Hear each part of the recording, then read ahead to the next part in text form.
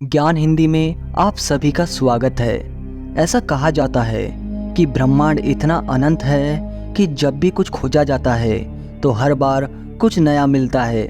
लेकिन इसके अलावा दुनिया में एक और ऐसी जगह है जो अनंत है। जी हाँ, समुद्र एक ऐसी जगह जिसे इंसानों द्वारा बहुत कम खोजा गया है। इसके गहराइयों में कई ऐसे समुद्री रहस्य छुपे हैं जिन्हें अभी तक खोजा नहीं जा सका। तो चलिए ज्ञान हिंदी के साथ इस अनोखे सफर पर जानते हैं समुद्र का निर्माण कैसे हुआ और यह आखिर कितना गहरा है। समुद्र के जन्म के पहले पृथ्वी का जन्म हुआ तो यह एक आग का गोला थी। जैसे ही पृथ्वी धीरे धीरे ठंडी होने लगी, गैस के बादल उसके चारों ओर फैल गए। बादल बहुत ही भारी हो गए और वह लगातार बारिश करने लगे। पृथ्वी की सतह गर्म होने के कारण जो भी पानी बरसता वह वाष्पित हो जाता और वातावरण में बादल के रूप में फिर से बरसना शुरू कर देता। ऐसा लाखों साल तक होता रहा और जब धीरे धीरे पृथ्वी पूरी तरह से ठंडी हो गई तब उस पर गिरने वाला पानी उबलता नहीं था, लेकिन बारिश का यह सिलसिला जारी रहा जिसके कारण पृथ्वी की तलहटी पर पानी भर गया और ऐसे ही महासागरों का निर्माण हुआ।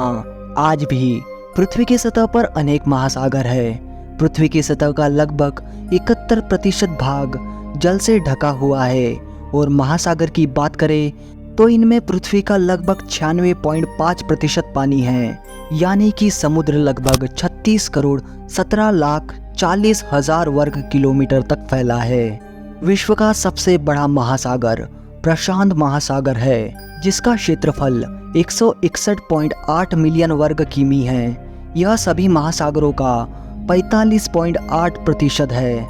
इसके अलावा यह दुनिया का सबसे गहरा महासागर है। इसकी औसतन गहराई 4280 मीटर है, जबकि अधिकतम गहराई 10,911 मीटर है। महासागर की गहराई जानने से पहले हम सभी महासागरों के बारे में थोड़ी जानकारी समझ लेते हैं। पृथ्वी में 5 महासागर है। पहला है प्रशांत महासागर, जो सबसे बड़ा महासागर है। यह अकेला ही पृथ्वी के 30% से अधिक भाग को कवर करता है। यह पृथ्वी में मौजूद सारे पानी के आधे भाग के करीब है। प्रशांत का मतलब शांतिपूर्ण होता है और इसे इंग्लिश में पैसिफिक ओशन भी कहते हैं। दूसरा महासागर अटलांटिक महासागर है। यह पृथ्वी का दूसरा सबसे बड़ा महासागर है। अटलांटिक 82 मिलियन वर्ग किलोमीटर के क्षेत्र को कवर करता है। यह पृथ्वी के सतह का लगभग 20% और जल सामग्री का लगभग 29% कवर करता है। तीसरे स्थान पर है हिंद महासागर। यह घनी आबादी वाले क्षेत्र में तीसरा सबसे बड़ा महासागर है। इसमें पृथ्वी के सतह पर 20% अतिरिक्त पानी है और इसे इंग्लिश में इंडियन ओशन भी कहते हैं। चौथा है दक्षिण महासागर।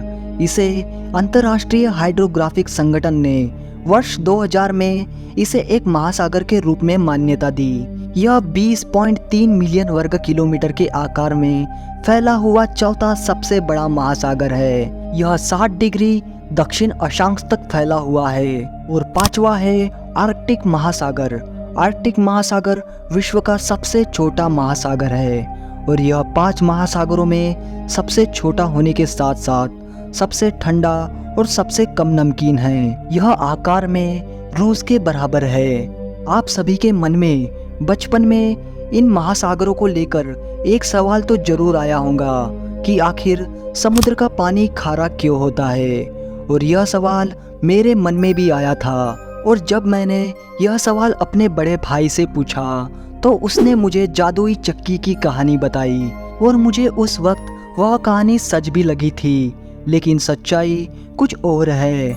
दरअसल हमारी मिट्टी में खनिजों के साथ साथ नमक भी पाया जाता है, जो कि घुलनशील होता है। बरसात के दिनों में पृथ्वी के सतह का नमक घुलकर नदियों में और समुद्रों में चला जाता है और समुद्र का पानी सूर्य की गर्मी से वाष्पित होकर बादल बन के फिर से पृथ्वी पर बरसता है और फिर से पृथ्वी के नमक को अपने साथ समुद्र में ले जाता है। नमक वाष्पित नहीं हो पाता, इसलिए नदी द्वारा लाया गया नमक समुद्र में जमा हो जाता है। यह प्रक्रिया काफी समय से चली आ रही है और यही कारण है जिसकी वजह से समुद्र का जल समय के साथ साथ तेजी से खारा होता जा रहा है। समुद्र आखिर कितना गहरा है?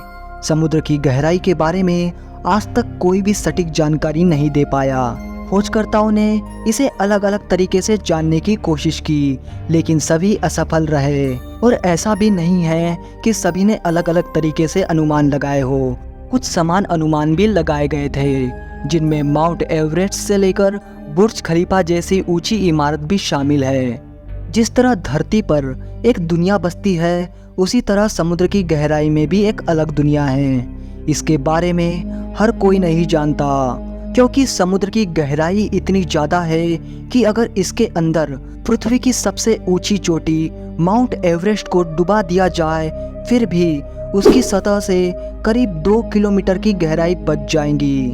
किसी इंसान द्वारा 831 फीट की गहराई तक अब तक का सबसे गहरा मुक्त गोता रिकॉर्ड किया गया है, और ब्लू व्हेल इससे भी नीचे जाने की क्षमता रखती है, लेकिन वह भी 2400 फीट से अधिक नहीं जा सकती। लेकिन दुनिया की आधुनिक परमाणु पनडुब्बी भी यहाँ तक जा सकती है, लेकिन इसके नीचे जाते ही वह नष्ट हो जाएंगी। और अगर दुनिया की सबसे ऊंची इमारत बुर्ज खलीफा को इस पर डुबा दिया जाए, तो वह भी केवल 2734 फीट की गहराई तक ही पहुंच पाएंगी। और इससे ज़्यादा गहराई में जाए मतलब लगभग 9816 फीट की गहराई, जहां आज तक केवल एक ही स्तनपायी प्राणी घूमता देखा गया है, जिसका नाम है क्रूवियर्स बिग व्हेल। यह मछली इतनी गहराई में भी नहीं जा सकती जहां आज टाइटैनिक मौजूद है, मतलब 12500 फीट की गहराई, जहां आज टाइटैनिक डूबा हुआ है। यह इतना दबाव है कि कोई भी बच नहीं सकता। और यह भी अंत नहीं है, इसके नीचे 20,000 फीट की गहराई को हैडल जोन कहा जाता है।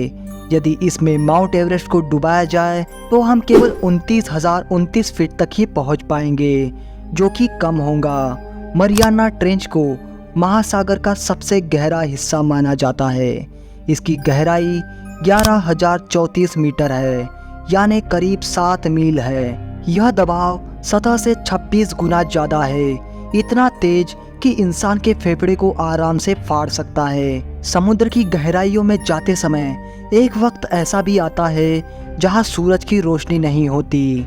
समुद्र के इस हिस्से को मिडनाइट जोन के नाम से भी जाना जाता है, और इसी कारण हम गहराई में रहने वाले जीव जैसे ब्लैक सिल्वर और वैम्पायर फिश को नहीं देख पाते।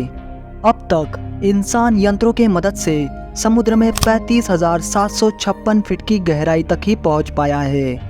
जेम्स कैमरून, जिन्होंने टाइटैनिक और अवतार जैसे बहुत ही प्रसिद्ध फिल्में बनाई हैं, उन्हें समुद्र की गहराई से बहुत ही ज़्यादा दिलचस्पी है, इसलिए वो कई बार टाइटैनिक और मरियाना ट्रेंच पर भी जा चुके हैं। जेम्स कैमरून जब मरियाना ट्रेंच पर गए थे, तब उनका कहना था कि समुद्र की गहराई में ऐसे प्रजातियां हो सकती है जो अब तक खोजी नहीं गई। समुद्र इतना विशाल है कि अभी तक इसके केवल 10 से 15% हिस्से को ही खोजा जा सका है। समुद्र की गहराई मापने के लिए ध्वनि तरंगों का उपयोग किया जाता है। पानी के जहाज पर एक मशीन रखी हुई होती है जो अल्ट्रासोनिक तरंगे उत्पन्न करती है। इस यंत्र का नाम है फेदोमीटर। इस उपकरण का उपयोग महासागर की गहराई मापने के लिए किया जाता है। यह एक गहराई खोजक है जो पानी की गहराई निर्धारित करने के लिए साउंड वेव का उपयोग करता है।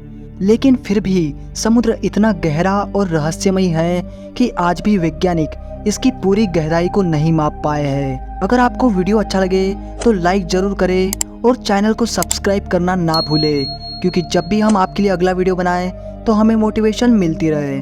जल्द मिलेंगे नए वीडियो के साथ। धन्यवाद।